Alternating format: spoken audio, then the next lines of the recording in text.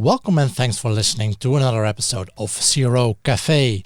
Today I speak with André Morys from konversionsKRAFT about implementing behavioral sciences in agile teams and his heuristic evaluation course at cxl.com. My name is Guido and welcome to CRO Café, the podcast where I show you the behind the scenes of optimization teams and talk with their specialists about data and human-driven optimization and implementing a culture of experimentation and validation. This episode of CRO Café is made possible by our partners Braingineers, Convert.com and Online Dialogue. Welcome to Season 2, Episode 4. So, André, welcome and great talking to you again. Could you start off by giving us a quick intro to your background and how you started out with CRO? Yeah, thanks for having me. Glad to be here. I started my company back in 1996, which is quite a long time. So back then, nobody talked about CRO. No. Back then, we called it an internet agency or web agency. And we quickly focused on user experience and some methodology. We quickly realized that if you can guide your clients with methodology, they like it.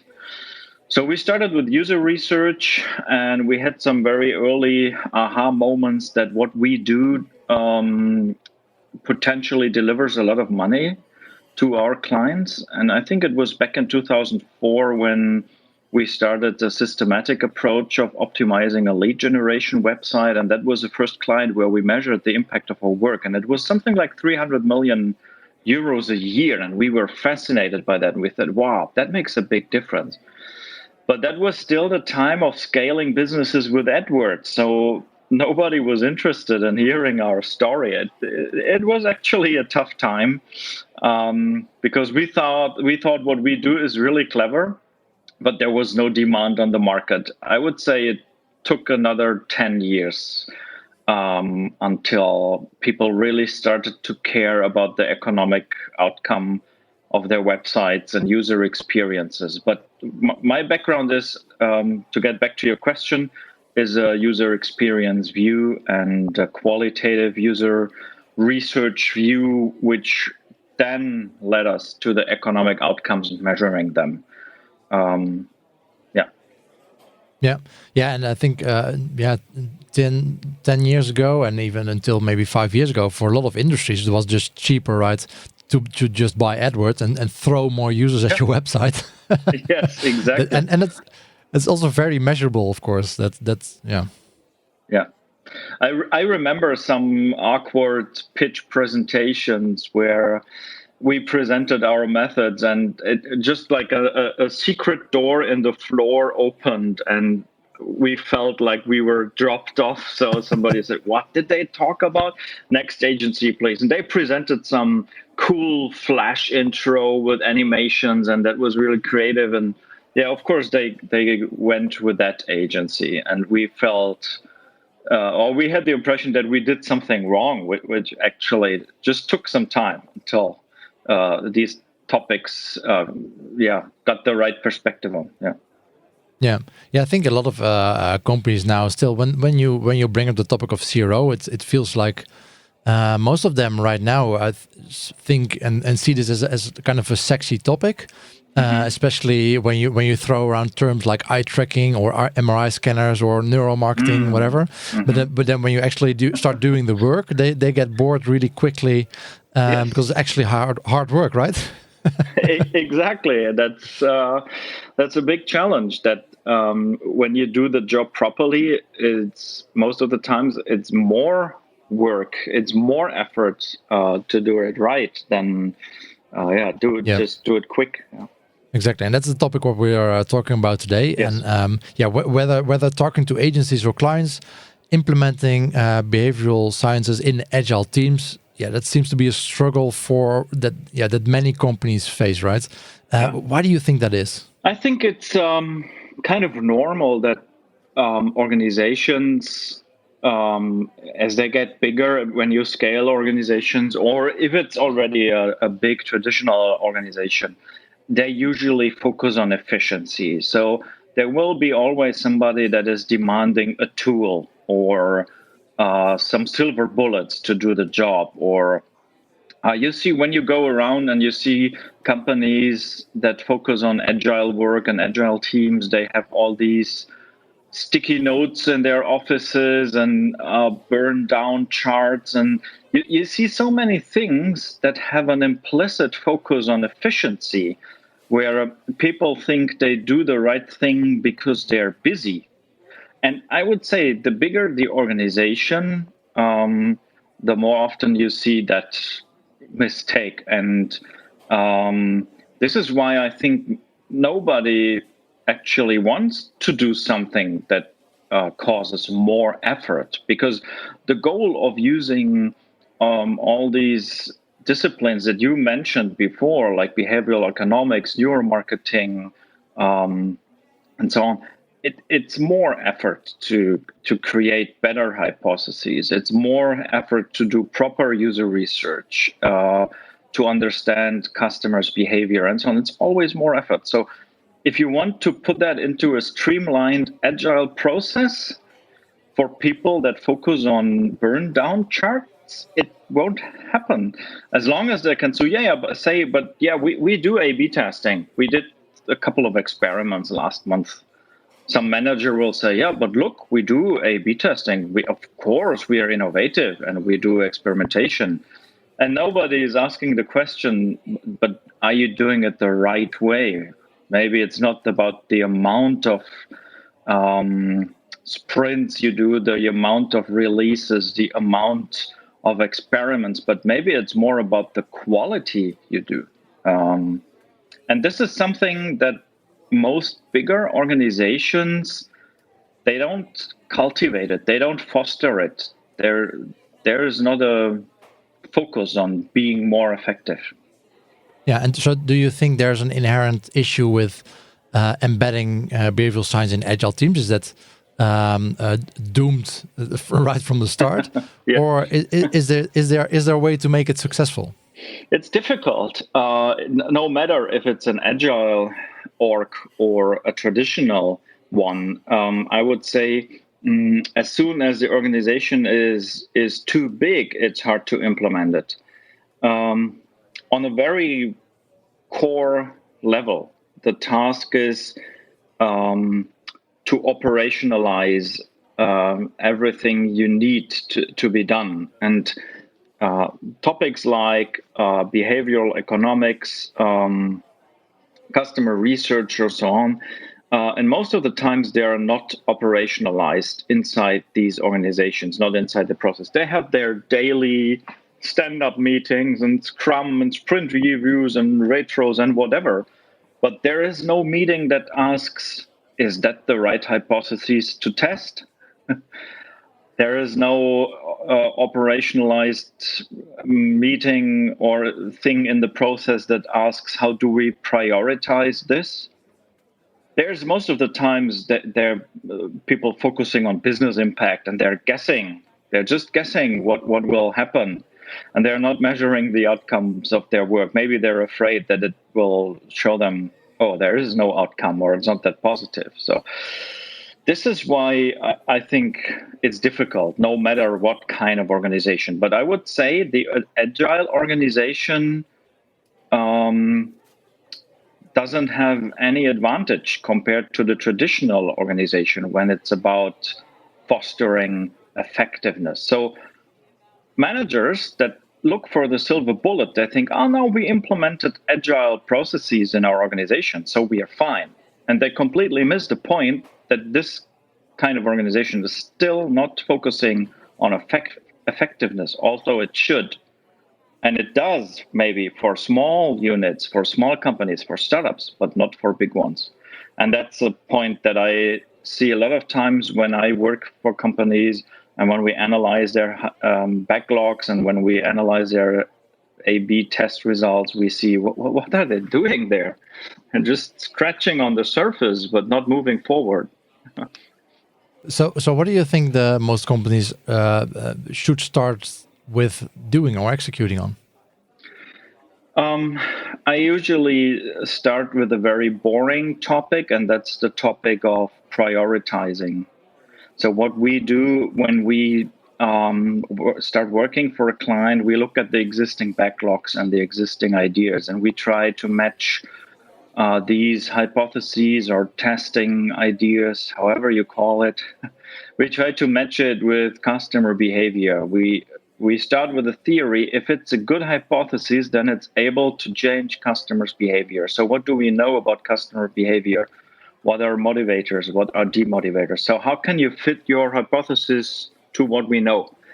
And what you see usually is 90 to 95% of all the hypotheses, they just start to disappear because everybody realized, it's just actually the motivation for doing that test is we didn't know exactly who has the right opinion or who's right or if we should do it this or that way. So then I say, so you're not experimenting, you're guessing, right? This is two completely different things. So analyzed with the right view, most backlogs disappear. And at the end, it's only 2 or 3 kind of good ideas, but that you have to work on. And then the people automatically start with, but what should we do then instead if these hypotheses are not that good? So that's why we start with backlog analyzing and prioritizing what's inside the existing backlog to realize it's not connected with customer behavior and therefore not effective most of the time. Door neurowetenschappen met AI te combineren, detecteren ze bij Braingineers de emoties onder consumenten op basis van hersendata.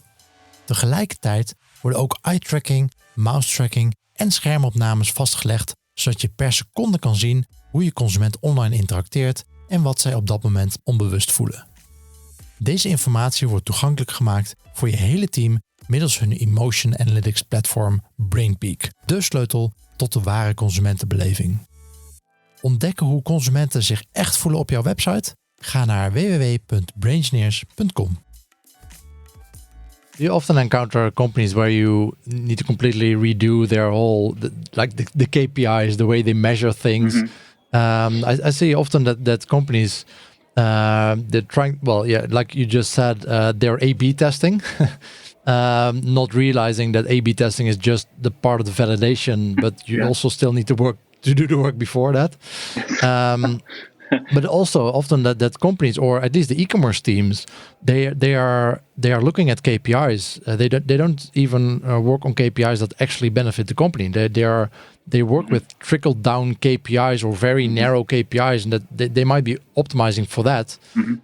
But they're in actuality they're not really adding any value to the company. Yeah, is that something you encounter often, or? Yes, a lot of times. I would say reducing the work to the KPI is like a doctor who's only treating the symptoms and not the cause of a disease. So the KPI is the symptom and the cause is the behavior of a customer and the trigger that you deliver to the customer. So if a hypothesis starts with we increase that and this and that KPI, by doing that, I usually start with the first question. So how is what you change on the website connected to the KPI? So direct connection between what they want to change on the website with the KPI usually is an indicator of a superficial hypothesis that is not based on customer behavior. And that's one thing you can quickly implement. I recommend to use a hypothesis template so you can better prioritize, because the hypothesis template should force you to think about the customer behavior. The template should have the part that you need to fill in. Why does it change the customer's behavior? Because if it's not changing the behavior, your KPI won't change. And that's something that you have to explain to people, because their world of templates and websites and technology and KPIs, that's the only world they know. That there is somewhere a customer and he's doing things, and that this behavior is the cause for the data you measure. So data is always a result of customer behavior, if you want to see it that way. You have to explain it to people. I think it's the biggest mistake if the experimentation team or A/B testing team in companies is connected to the analytics department. Of course, I understand the history for most companies. A/B testing has something to do with data, so they ask the data and analytics people to be responsible for that. But actually, you're doing experimentation and you're experimenting with customer behavior. So if you can't explain your KPI with customer behavior, you only know half of the equation, and you're always changing things superficially. But this is something you can operationalize, change the hypothesis template, make people think about the behavior that is the cause for the effect you want to see, and things are changing to work. Yeah, exactly. I think one of the issues is also that in an agile environment, I mean, a lot of companies that are working on agile, they have like 2-week cycles. Where they deliver something, but in my experience, at least, a CRO cycle. I mean, you can run an experiment, but it's not only about just that one experiment. It's about a collection of experiments, building up that knowledge of customers. Yeah, that usually doesn't happen within 2 weeks. No. So how do you think that fits in? How do you manage that expectation on the client side? I would start with the vision. That means everything that you ship as a team will be tested. So basically, you stay with the 2 weeks frequency, but it's not that you're launching things directly or shipping them. Everything will be tested through an experiment. So that would be the ideal state from my perspective. So there is no... So you eliminate the problem that you can choose between, do I publish it directly and nobody will ever learn if it worked or not? Or should I put it in an experiment? Because if you give people that choice, they will always go for instant gratification and say, no, ship it directly, quickly. We know that it works. Confirmation bias, whatever. So this is why it won't happen. If you let people decide, they always want to ship things directly. I would not give them the choice. Yeah, exactly. And then basically requiring any change, even if it's just a technical thing, everything should be running to the experiment team.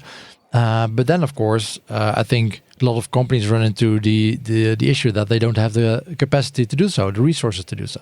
I mean, there are a lot of companies on the market at least when they start, right? Yeah, exactly.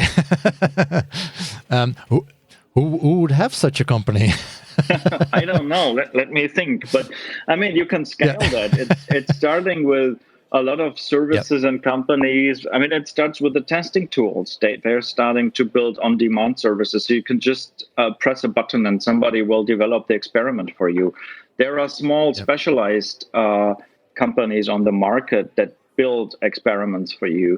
So that's just, I always start with the most with the biggest constraint, and that's usually developer resources. So you can solve that thing. If you really want to solve it, you can solve it. And just calculate the business case. So how many of your releases might have a negative effect, or they have a positive and you don't know it? No matter what, you're not learning from your releases, and calculate what that problem is in euros versus we hire a company that just makes an experiment out of it. In the easiest case. In the best case, you will build your own experimentation system and experimentation platform, and you will be able to ship everything as an experiment with no extra cost. You just have to start to do the equation. And the funny thing is that I've mentioned it in the podcast before, that often when you probably experience a similar thing, that when you come at a company, when you start requiring the development team to run experiments, often they see it as an extra thing, right, on top of their already existing, probably very busy jobs, and adding something to the backlog of the development team. Well, actually, after a while, the development team starts to notice, hey. But instead, it's not something extra. We actually, when we validate everything, we can do it in a way earlier phase. So instead of developing something for maybe 3 months, we can spend a week on running a proper experiment on that. Yes. See it fails, and it saves us 2.5 months of development. Yes. And that saves a lot of time. Yeah, and that's what I also see as soon as, and that's what I mean when I call it operationalize it inside your organization. No matter if you change your hypothesis template, no matter if you change the way you ship your stuff or deploy it, it's actually something where the change in your organization will affect and change your culture and the way people act. So it won't happen accidentally. You have to make it happen. Exactly. Yeah, that's exactly what we say in the podcast often, that it's not, I mean, zero is not some trick you just do for a couple of months and then you're done. I mean, it's a way of working. It's basically change management what we're doing, right? Yes. Exactly. We're changing the way companies think about their products and their websites. Exactly. And how they should be making those better. But then a question for you: how do we convince managers and decision makers on that? How do you approach that? If you have maybe a very willing e-commerce team, and then they hire you, but you still need to convince the manager or decision makers or stakeholders to the actual value, and not just going for that first 6 month or 12-month period working with you, but that they keep doing this. How do you do that? How do you approach that? Yeah, my advice is the CFO should always be your best friend. So as soon as you can calculate the value of the work and the value of the change process or the value of the investment and experimentation, you will quickly prove that it's positive. So it's maybe not the best idea to convince the CEO or the CMO, because they want that their big projects and big ideas where they don't measure the outcome will still win. But the CFO, he's maybe the number cruncher and the guy that is more on your rational side to calculate the business case. He will have the desire that everything the company spends money for has a positive ROI. And that's what experimentation and CRO, no matter how you call it, stand for, right? It stands for only make things that deliver outcome and have a positive ROI, and save tons of money by not doing the things that don't deliver ROI. So this is my advice. Sit together with the CFO and calculate the whole thing from the beginning to the end. Exactly. And the added benefit of that is that if you work together with a CFO or the BI team, usually, as a CRO specialist or agency that's hired, or CRO specialist internally, you're reporting numbers and hopefully things that are better on the website. But of course, it's much better if the BI team or the CFO even can confirm those numbers. Exactly. Instead of just you as the specialist saying, okay, we have 30 million extra, and then everyone just looking at you, okay, yeah, that's nice that you say it's 30 million extra, but we don't see those 30 million anywhere in our pockets. So exactly, a big pitfall for a lot of optimizers when they claim to have X million euros uplift, and then the CFO tells you, well, I don't see it. So then you're doomed, exactly, right? So this is why I think maybe that's another area that we should cover in our talk, because I think there's a big lack of understanding of statistics, especially statistics of our experimentation. So there are still people that want an exact value to be communicated. You can't talk about confidence intervals, for example, with them or whatever. And this is a big problem, especially for those companies that only do a handful of experiments a year, and they want to be 100% sure that there is a positive ROI. If you tell them actually there is no 100%, they are, so then we leave it all. Then we don't do it. No, I don't want that. Yeah. So to work with statistics and to tell people about intervals and things like that, I think this is a lot of educational work that has to be done to enable especially the management level in a company, and to not produce some bullshit results where you claim that you delivered just $30 million or whatever. Online Dialogue is al 10 jaar een toonaangevend CRO-bureau waar mensen, kwaliteit en kennisoverdracht centraal staan. Ze zijn een specialist omdat ze zich alleen richten op optimalisatie en klantgedrag. Het team zorgt voor online groei en waardevolle inzichten in je bezoekers en optimaliseren samen met jou de verschillende onderdelen van je CRO-programma, zoals websites, sales funnels en customer journeys. Voor meer info ga je naar onlinedialogue.nl. Besides the statistics, how do you see, for example, what do you guys report on? I mean, that's basically the issue with whole CRO. I think that we as CRO specialists have full control usually over the numbers in an experiment, but over a year with running a lot of experiments, of course the numbers can vary to say the least. Sure. So what do you report on? What do you see as KPIs for the whole optimization program, not just one experiment? There is one answer that is a win-win for both sides. And I say the more experiments you do, the easier it is to calculate the ROI. So if you only did one experiment and you want to be sure what's the outcome, then it's hard. But if you do several experiments, then it gets easier and easier.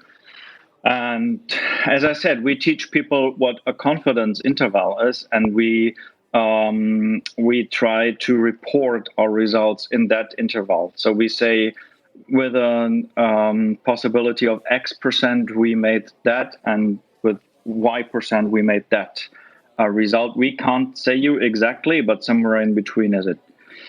And we learned that the more accurate our reporting is and fits to what really happens, bottom line, the better people trust in the overall program. So the most loyal advocates in experimentation on our client side are the ones that then actually see the effect bottom line. That of course works great when you run experiments in a controlled environment. Yeah. But that obviously is not the case when you work with live web shops where things change continuously, not only on the website itself, but also external factors like competitor campaigns or overall trends that can go up and down. Yeah. So how do you cope with that? I would say, especially in e-commerce, of course, there's the big challenge of seasonality. So you have that high sale seasons where it's all about marketing and sale campaigns with 70% off additionally to whatever. So, of course, we try to encourage our clients to do retests. So we do the same experiment maybe twice if we are not sure how it's affected by this kind of campaigns. And still, for most of our clients, the sample size is too small, so we can automatically detect effects like that. So we are still dependent on the information that there are actually campaigns running, and we try to have a sample that is as normal as possible, so we can claim that we avoided any influence, or we try to avoid as much influence as possible from campaigns like that. But sure, if you are in a very competitive market and with a very fast business model, you will have a lot of these influences. And the only answer is so far that you should retest things during these kind of campaigns or seasons and outside these campaigns and seasons to know the real effect. But for these clients where we do it, we also had the advantage that we then started to think about experiments that we do, especially for these kind of high sale seasons, if it's fashion e-commerce, for example. So your roadmap changes and you start to learn what works and what kind of time. And again, your understanding of what are the factors that influence your overall bottom line ROI, you get more and more learning. So it's the hardest way to start with, I want to know the ROI of my experimentation program, bottom line, from the first experiment. You can't do that. You have to do more and you have to learn and how is it affected by your campaigns and so on. The more experiments you have, the more results you have, the more data you have, the more accurate your ROI understanding will be. So, and that takes some time, of course, to build that trust and confidence, which is why stakeholder management for CRO is so important. Yeah, we developed a special workshop that we do with the management level of our client. We call it ROI workshop, and we collect all their objections. So what do you think? What influences the ROI, and how can we kind of create our very own approach to calculate the ROI for you? So we know if we say there's no ROI, dump, that's not true. If we say the result of experiment is 100% the ROI, also dump. The truth is somewhere in the middle. So let's find out what are the factors that we know and we can cut away, so we end up in this kind of confidence interval. And we explain it to the people. We enable them, teach them the statistics. So finally, when they got a report from us, they know it is what we have spoken about in that workshop, and they know exactly. It's kind of it's a perspective on what might be true or not.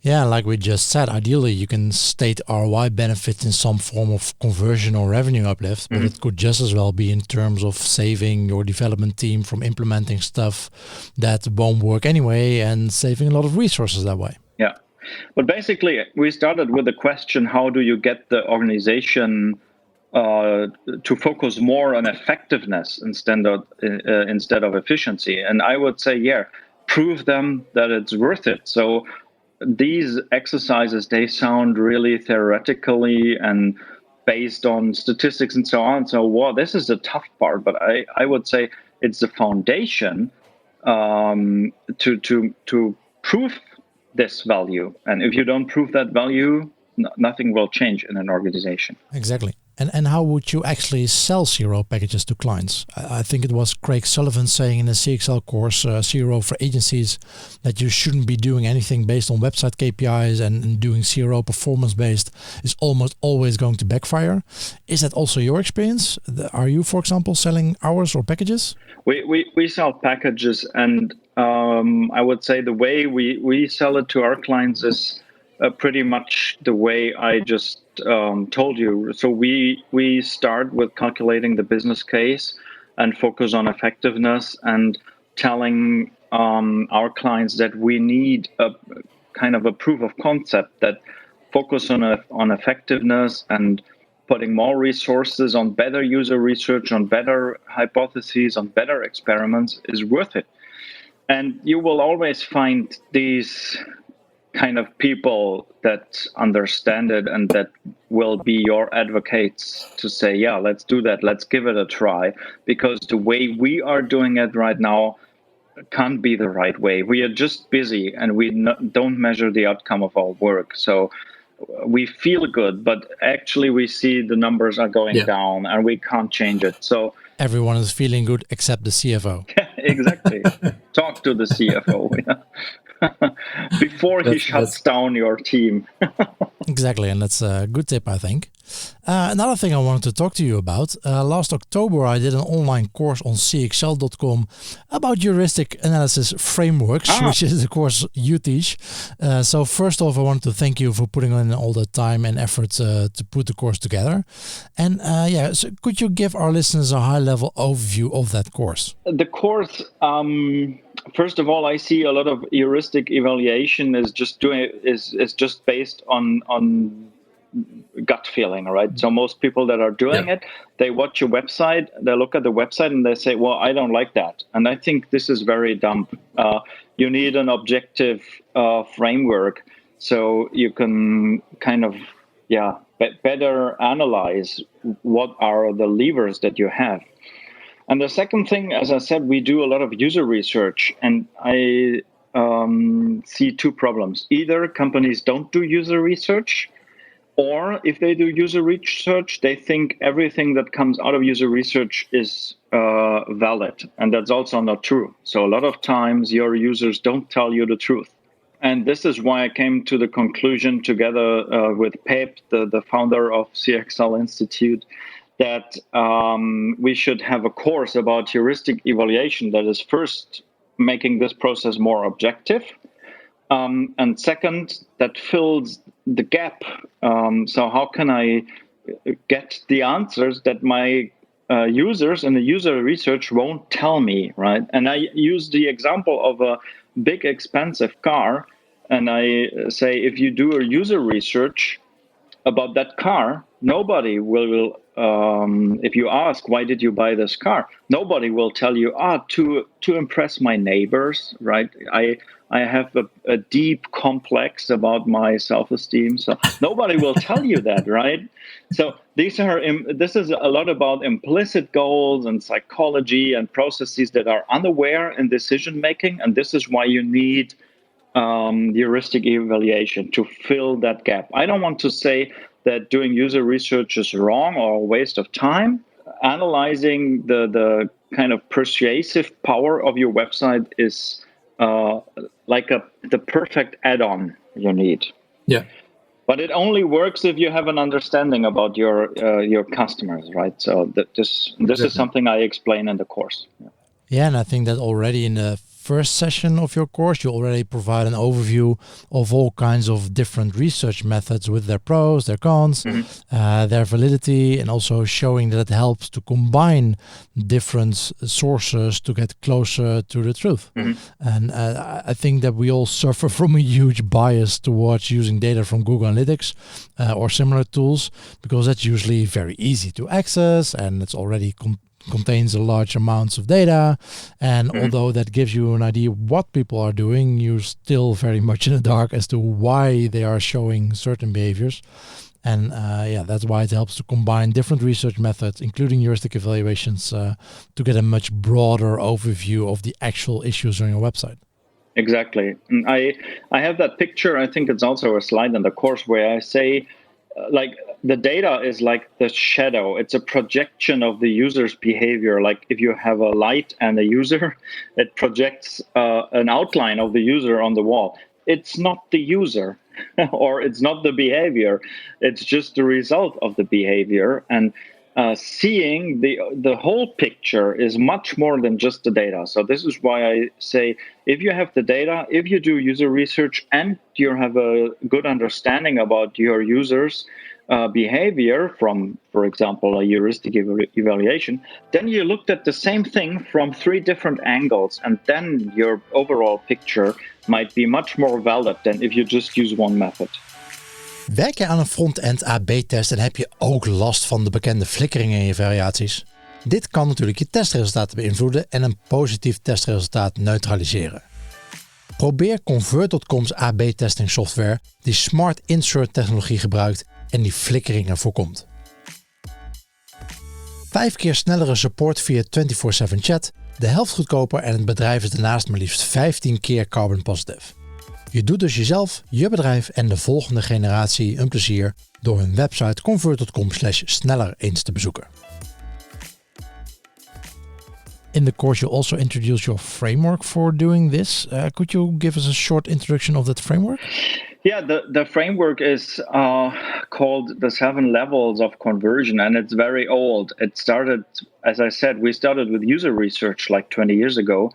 And the framework was born when we presented the results of our user research to our clients. We were searching for, like, what are the top headlines or the top topics that of the errors that occur or the potentials we always see. So it was by aggregating the results of dozens of these kind of user researches. And it led us to 7 different topics. So it starts with relevance. So the most, or the problem we see the most often is that websites have a lack of relevance for the user. And it goes on with trust. So people ask themselves, can I trust this company? They will ask, where can I click, which is the 3rd level, orientation, and so on. So you can kind of say it's a checklist of like the 7 inner check marks that people have to do before they are ready to buy something. Actually, it's only 6 check marks, because the 7th one is something that most of the time happens after the purchase. But basically, it's like this, I would say, inner dialogue or an explanation of inner factors inside the customer's decision-making process. That's the model, and since then, I think early 2000s, we started working with the model.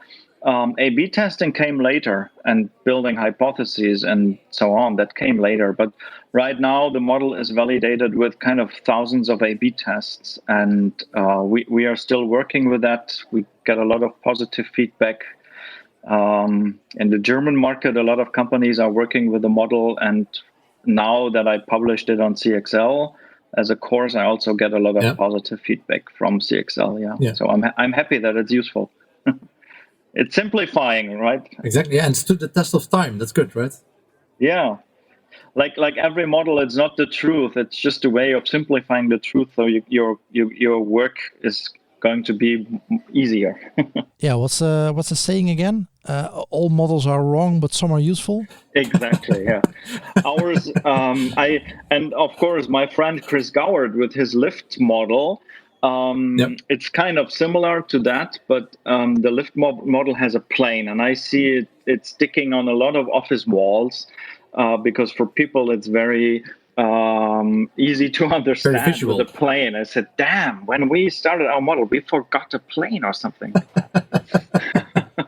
So maybe you can use a car. Maybe that's still available. A car, yeah. So André, we'll link to an explanation of your model and the course in the show notes of the podcast. One final question though. Of course, you don't need inspiration to run A/B tests. That's what we do research for. But more in general for your work. What inspires you? I would say most of the time from psychological models or points of view that help us to understand customer behavior better.